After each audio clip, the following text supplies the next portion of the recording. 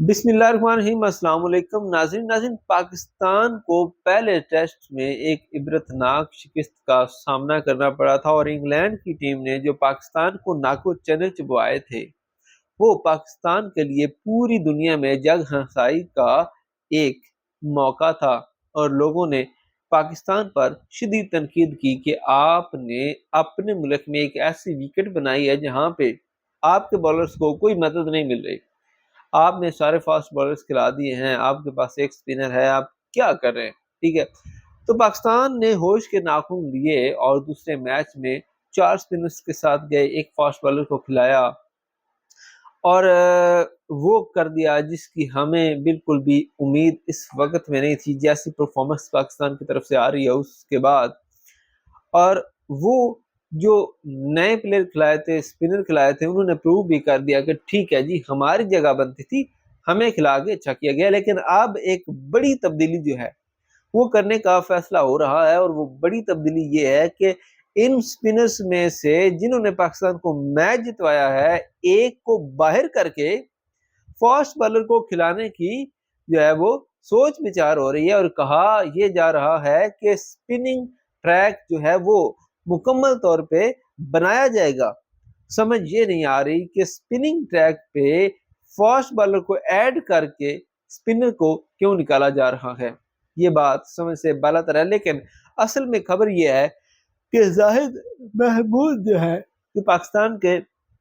سپن بالر ہیں، ان کو ٹیم سے نکال کے ان کی جگہ پہ کوئی ایک فاسٹ بالر جو کہ پچھلے میچ میں آپ نے باہر بٹھائے تھے، نسیم شاہ، شاہین افریدی وغیرہ،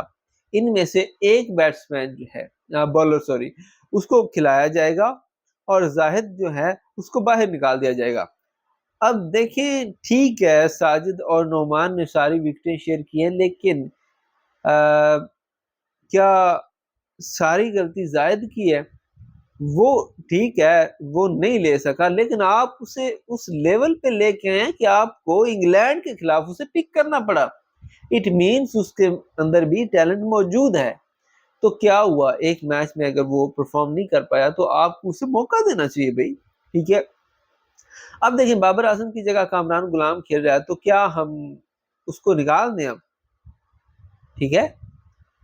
تو پرفارم کرنا نہ کرنا ایک الگ بات ہے، لیکن موقع جو ہے وہ دینا چاہیے۔ آپ کو شاید یاد ہوگا پچھلے میچ کے دوران بھی نصیر جو ان کا وہ ہے اپنا کمنٹیٹر انگلینڈ کا، ٹھیک ہے، اس نے یہ کہا تھا کہ بھائی ایک کمبینیشن کو کچھ دن چلنے دیں،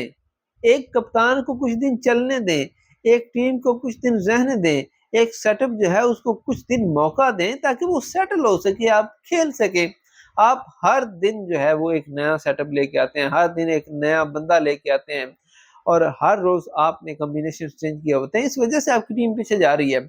تو آپ کو یہ چاہیے کہ آپ ان پلیئرز کو کچھ دن موقع دیں تاکہ یہ اپنے آپ کو پروو کر سکیں۔ آپ کس بارے میں کیا رائے ہے؟ کہ زاہد کو نکال کر کسی فاسٹ بالر کو اب اندر لانا زیادتی نہیں ہوگی، یا انصاف ہوگا یا نہیں ہوگا؟ کمنٹ سیکشن میں آپ اپنی رائے کا اظہار لازمی کیجیے گا، ویڈیو کو لائک اور شیئر کیجیے گا، چینل کو سبسکرائب کیجیے گا۔ خدا حافظ۔